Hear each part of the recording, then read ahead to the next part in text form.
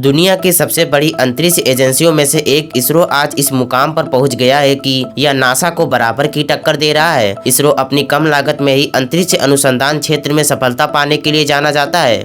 इसरो का हेडक्वार्टर बेंगलुरु में है। इस स्पेस एजेंसी में साइंटिस्ट सहित 17,000 से भी ज्यादा कर्मचारी काम करते हैं। ऐसे में अगर आप भी स्पेस और वहाँ होने वाली अजीबोगरीब घटनाओं में रुचि रखते हैं और तो और भारत को टेक्नोलॉजी के मामले में आगे ले जाने वाले इसरो के बेहतरीन साइंटिस्टों में शामिल होना चाहते हैं तो वीडियो के अंत तक जरूर बने रहिए, क्योंकि आज हम इसरो में जॉब कैसे पाए से जुड़ी सभी जानकारियों को जानेंगे। इंडियन स्पेस रिसर्च ऑर्गेनाइजेशन यानी कि इसरो काफी बड़ी स्पेस एजेंसी होने से हर साल कई नए कर्मचारी और साइंटिस्टों को अपने रिसर्च में शामिल करने की इसरो मांग रखता है। लेकिन इसरो में शामिल होना इतना भी आसान नहीं है। सबसे पहले बात करें तो अगर आप 12वीं के बाद ही इसरो में नौकरी पाना चाहते हैं तो आपको आसानी से छोटे स्तर पर जॉब मिल सकती है, जिसके लिए आपको इसरो की ऑफिशियल वेबसाइट www.isro.gov.in पर जाकर जॉब ढूंढकर फॉर्म फिलअप करके अप्लाई करना पड़ेगा। लेकिन अगर इसरो में बड़े स्तर की जॉब के बारे में आप सोच रहे हैं जैसे कि इंजीनियर, साइंटिस्ट, डायरेक्टर, तो इसके लिए आपको ग्रेजुएशन या पोस्ट ग्रेजुएशन कंप्लीट करना ही पड़ेगा।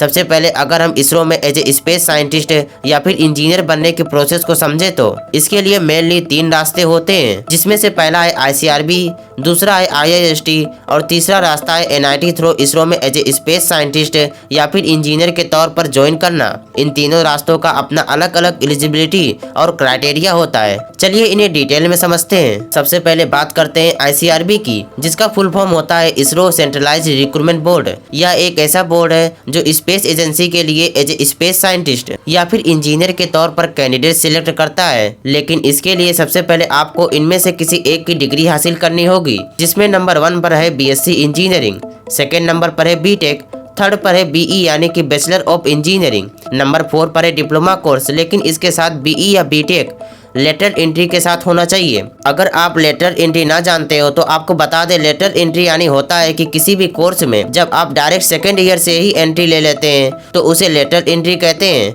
लेकिन आपको बता दें, लेटर एंट्री के लिए आपको एक एग्जाम से गुजरना पड़ता है जो कि काफी टफ माना जाता है। यानी कि अगर आपने BSc प्लस लेटर एंट्री के साथ BE या BTech की डिग्री हासिल किया हो तो भी आप ICRB के सिलेक्शन के अंदर आते हैं। इसके साथ साथ आपका 65% या फिर 6.86 CGPA के साथ ग्रेजुएशन कंप्लीट होना चाहिए। अगर CGPA का मतलब ना पता हो तो आपको बता दें, CGPA एक तरीके से यूनिट है जो आपके सभी सब्जेक्टों के मार्क का एवरेज बताता है, बस इसको निकालने का मेथड अलग होता है।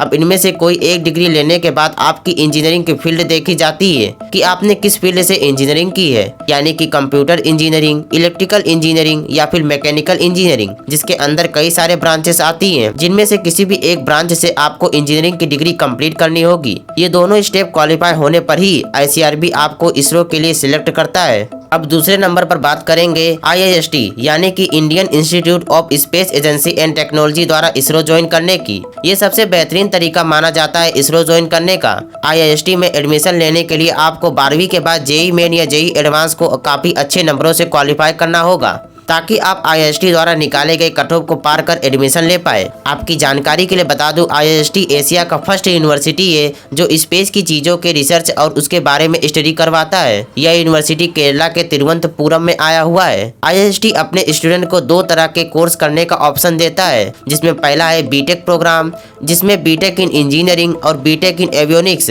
जैसे 2 कोर्स आते हैं। इन दोनों कोर्सेज में 60 सीटें अवेलेबल होती है, यानी टोटल 120 सीटें BTech प्रोग्राम के अंडर में आती है। हर एक BTech प्रोग्राम 4 साल का होता है, इसलिए आप दोनों BTech प्रोग्राम में से कोई भी एक कर सकते हो। दूसरे नंबर पर आता है डुअल डिग्री प्रोग्राम। इसके अंदर 20 सीटें हैं। ये 5 साल का कोर्स होता है, यानी कि IIST में टोटल 140 सीटें रहती हैं। इन सीटों में धीरे धीरे बढ़ोतरी की जा रही है। इन कोर्सों को करने के दौरान इस पर भी विशेष ध्यान रखें कि इन कोर्सों के अंत तक, यानी कि BTech या फिर डुअल डिग्री प्रोग्राम, इन दोनों में से जो भी आप IIST में कोर्स कर रहे हो उसकी एंड तक आपकी एवरेज 7.5 या फिर इससे ऊपर CGPA हो जानी चाहिए, तभी आप इसरो के सिलेक्शन के लिस्ट में शामिल हो पाएंगे। अब हम लास्ट एंड फाइनल तीसरे नंबर पर बात करेंगे NIT। इतना तो आप सभी जानते होंगे कि IIT के बाद दूसरा कोई नाम आता है तो वो NIT का ही होता है। NIT में एडमिशन लेने के लिए आपको JEE मेन को अच्छी रैंक से क्वालिफाई करना होगा। NIT में जब आप अपनी किसी डिग्री को कंप्लीट कर लेते हैं तब इसरो ऑन कैंपस आता है और आपको सिलेक्ट करने के लिए आपके कुछ एग्जाम और इंटरव्यू लेता है, जिसे क्वालिफाई करते ही आप इसरो में as a assistant space scientist